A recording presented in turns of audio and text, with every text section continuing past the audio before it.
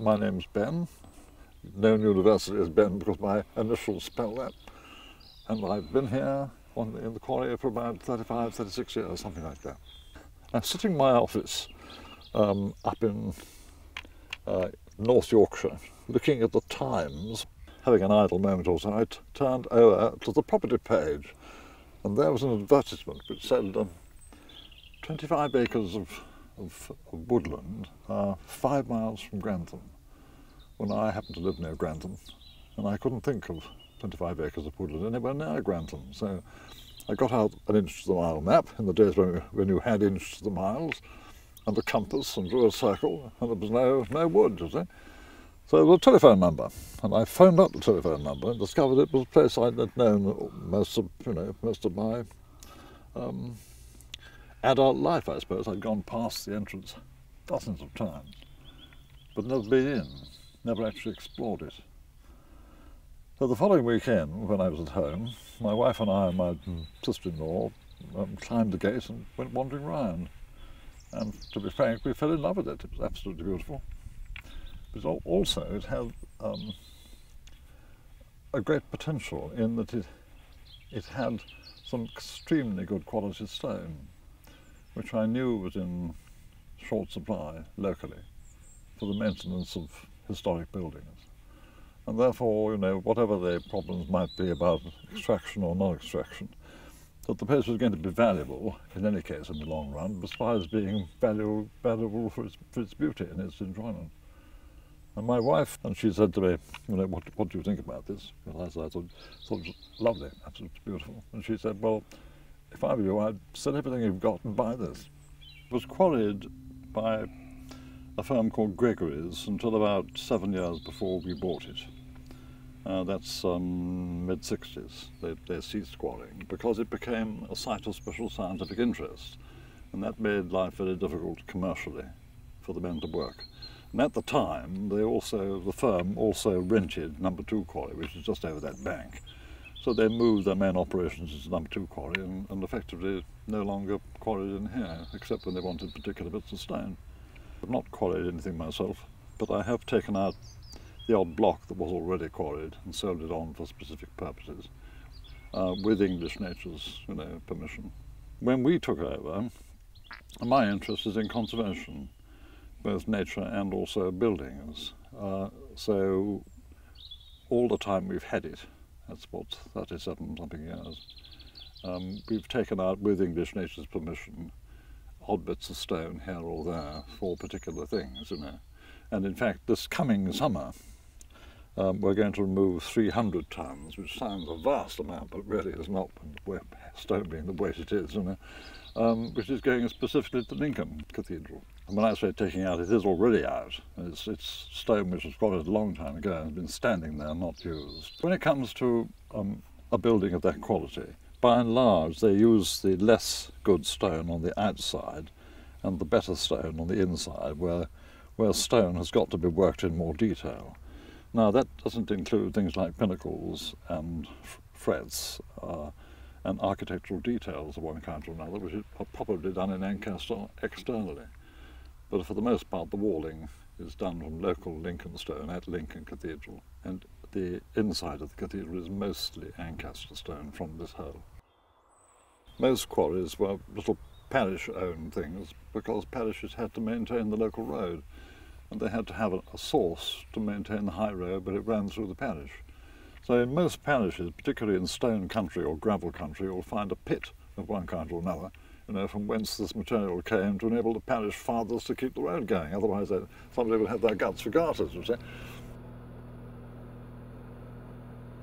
In Ancaster, there are 1, 2, 3 quality quarries, which all occur where the quality stone occurs, which is on the top of the hill to the south of Ancaster itself. So it runs into across Ancaster Heath, Wilsford Heath and Hayder Heath, and that in that line, and that's where the quality stone is, nowhere else at all.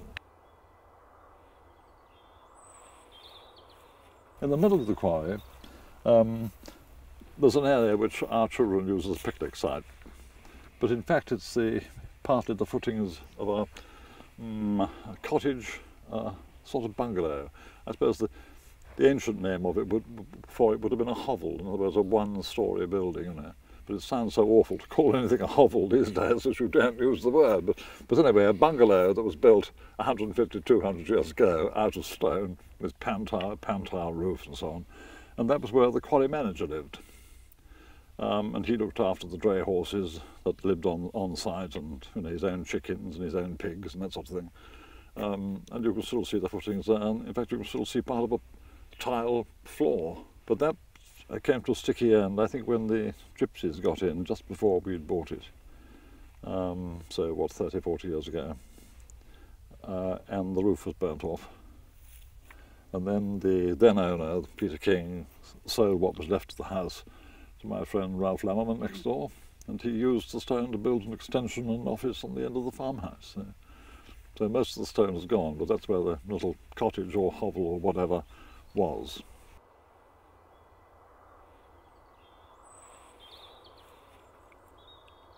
This area of the quarry was known as the East Face when it was working. The thing to remember is an old quarry, a historical quarry like this, would have had several, and indeed still has, several different quarry faces where the old quarrymen got particular qualities of stone. So not all stone as you walk across the quarry is the same from one place to another. It varies in quality and in colour quite considerably. And here we have a thing called hard white, and there's a typical example there, that lovely sort of white colour on the edge of that rock. But some of it is borderline hard white weatherbed, and you get many more colours. You can see the colours in that stone up there, which is marked with an 8. If you look over there, you see quite a considerable quarry face. And that was about where the quarrymen had got to at the beginning of the 39-45 war. When the war began, most of the men went away. And a bit later on, when life began to get slightly better for our own forces, we had prisoners of war. And the Italian prisoners of war included quite a number of people who worked in quarries. So, very sensibly, they were employed here. And they were responsible for developing all this particular bit here. And they also made that little hut here, what's remained of the hut, in order to keep themselves warm and comfortable when they're eating their sandwiches or their haversack rations or whatever it was they had. And doubtless they brewed up tea like mad, yes. Social problems can be very difficult. Anywhere which is quiet and within range of a road attracts people who have cars who want to get rid of rubbish, for example. A lot of fly tipping straight over that particular face over there, straight into the quarry, which is a great nuisance. On another occasion I came across a car. Somebody had driven into the quarry and literally driven over a cliff and then set fire to it in order to claim the insurance. You know, you get all these little nonsenses, and frankly it's a bloody nuisance, but public liability is very expensive as a result of all this. But when it comes to fly tipping and things like mowing sycamores, it gets a bit more difficult. Basically, it's a lot of fun.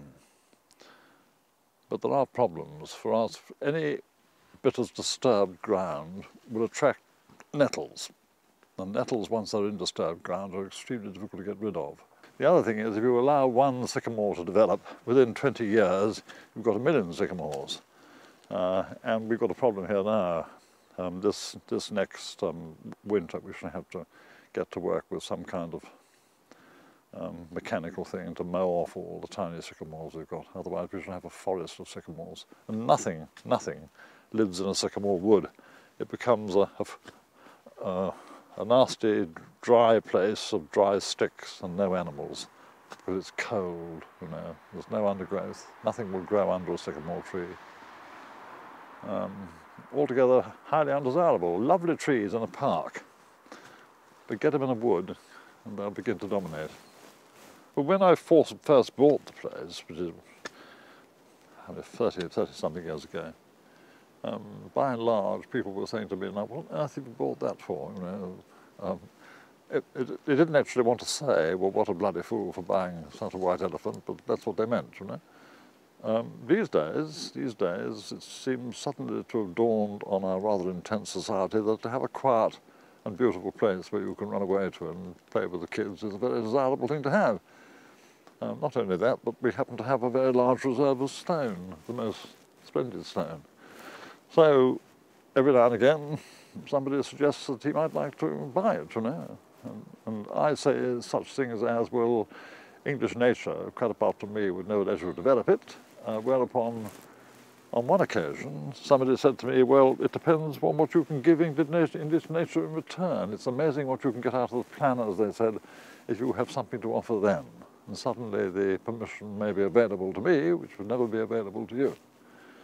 But that's the way of the world, but I have no intention of selling it, thank you very much. I enjoy it too much.